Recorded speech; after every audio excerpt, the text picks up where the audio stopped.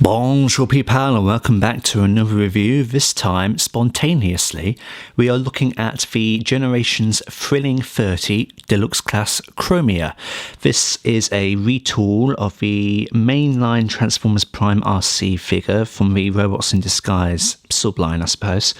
And yeah, this was completely spontaneous. I'm on holiday, as it happens right now, and I came across, in the good old city of Leicester, a vintage and old toy shop, and I want to give them a shout out to begin with, because it is a gold mine for collectors. Transformers, Star Wars, Doctor Who, you name it, it's in there.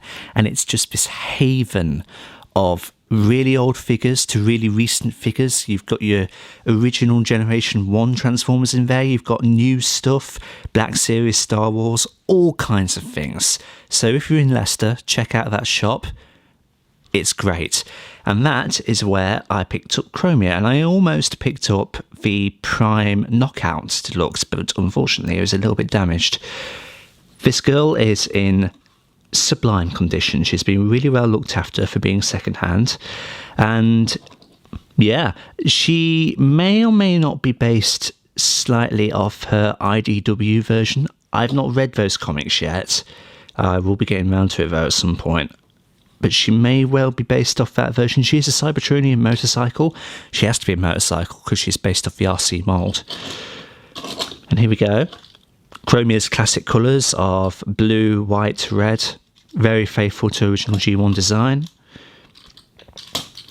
She comes with a little gun here. I'm going to just set her on a kickstand. Comes with a little gun, 8mm peg. Basically any Transformer could hold her this if they've got the right hand. Or this could probably go into a MechTech port with the Dark of the Moon figures. But hey, decent sculpting on that, but we'll pop it aside. Here we are again with Chromia. Two-wheeler motorcycle. Big, translucent, clear panel going all over across. You can kind of get the gist of how she transforms. If you know the RC mould, they're the legs, they're the arms. It's very similar. She is capable of standing up on her own without the kickstand. There we go. The wheels are just sculpted well enough with the big groove going along the centre. It is able to perform a wee bit of stability to allow her to maintain her own posture. And there. Nice big Autobot symbol on the front. Probably a sticker. He says, I feel like it's a sticker. If it is, then it's on there really well. Now, according to TF Wiki, this figure is prone to paint chipping. I've not come across it yet, but I've only had her for, well, less than 24 hours. But I intend to be careful nonetheless. There is, in terms of sculpting on the inside, there's sort of a seat there. You can just about see it. Although under what circumstances that seat would be used, considering that she's a Cybertronian motorcycle, I don't know. Maybe there's a minicon. In the canon, of course, you're not actually able to get a minicon and put it on there. The size difference is too massive. Now I'm just going to see. You can kind of open up that, but these unclip and it's a transformation thing again. Let's get to the transformation as we've just started that. So really you want to begin by unclipping these side bits. It's the same with the RC mould. These were her back wings for that one. And when you want to be lifting that up, and then you can come and take the legs, bring them all the way down. We'll come back to them in a bit. I want to take this back bit here and lift it up, and then you can also, with these thrusters on this spoiler, bring that up of its own accord. And what this will do is it will allow this to sit more flush on her back.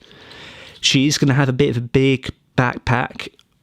Any little helps to try and smoothen it down a bit, and that does somehow help. You want to lift up the skirt piece and just move the arms out of the way. In vehicle mode, the skirt piece wants to be tabbing over the hands, and there are tabs on the inside that connect to grooves on the arms. which helps secure them in place. Now, the RID line did feature a little bit of automorph. We're just wanting to bring that out more and bring that back, and then if I just rearrange myself here so you can see, I usually trigger it with the waist, but I'm going to try and trigger it with this top section because it's on like a little hinge, and I think I'm going to have to do it with the waist. You bring her waist down, that'll rotate her head up, and it'll move this back a little bit. They called it a revealer gimmick back in that line. And then the waist just snap in place, and that brings the head and the collar area up into place with a nice snap. Bring the skirt piece down, keeping that flush against the back.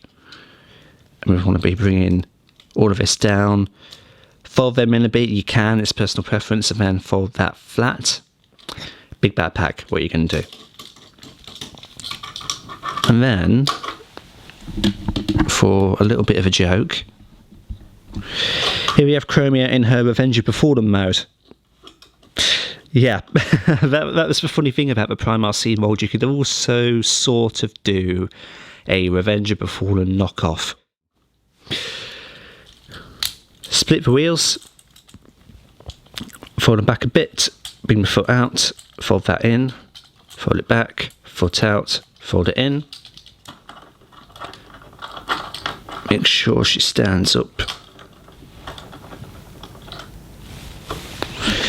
And here we go, there is Chromia in her really beautiful robot mode. I dig her quite a lot. I mean, I like the mould in general. Between the Primarch Seeds, I always think that the first edition one is better, but the RID line, it was solid, and I think it works better for retours. I think it works for Chromia a lot more than it actually does RC. But there is no escaping that. It's just a problem with fembots in general, because you look at the new RC for the, I want to say the Kingdom line. She might be in Earthrise, I'm not entirely sure. But she has a big backpack issue. I think the original Generations one did. A lot of fembots do. I think Windblade, the original, she doesn't have a lot of kibble on her. She has her wings, of course, and a nose cone, but it's not, it's not like half of the vehicle mode on her back, which everybody else seems to suffer from. But Chromia, she is nicely proportioned. We're going to attempt to do a focus in on the head sculpt.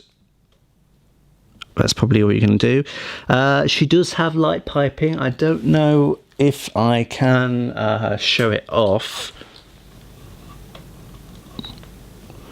You can kind of see that. There we go. Decent light piping.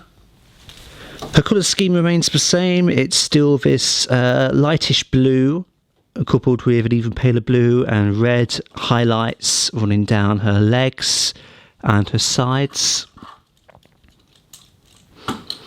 Very G1 accurate head, as you saw a moment ago. Blaster fits into her hand. It's not the most stable fit because it can be pried out so easy, which is a bit of a pity. So look out for that blaster, because you might lose it very easily, I feel. And to be safe and sorry, I'm going to just remove it from her. But she has a very nice portrait about her. She looks much better from the front than she does the sides and the back, obviously. But if you're looking at her like that, it's almost not apparent that she has any back kibble at all. But, of course, she does. The back wheels, the way they split, and if you look at the heels as well, it is clear plastic. I think clear plastic is renowned for being more fallible than the rest of it. It might break on you. Who knows? It shouldn't do if you're careful. And I am careful with my figures. In terms of articulation then, it would help if I was focused again, wouldn't it? Her head is on a 360 ball joint. Her arms can go all the way around despite the restriction of the kibble. She has a 90 degree at the elbow. She does have 360 at the elbow because it again is a ball joint. The same will go for the, well, it's a bit tight for the hands. They can go up and down like that, but turning them, yeah, you can do it. You can do it. And you didn't see any of that, did you? It's possible. It's a little bit tight. Shoulders sort of go up and down a little bit. I think I maybe glossed over bringing them down just a tad for transformation. Nothing at the waist apart from that joint there, which allows it to all move up, but that is a transformation hinge. Legs can kick up that far. We can't really kick back because of the kibble. They can rotate about that far that way and that far that way. There's a decent bend at the knee. If the tyre wasn't there, then you can obviously have more. There is a slight toe or foot going back and forth, but guess what? Transformation.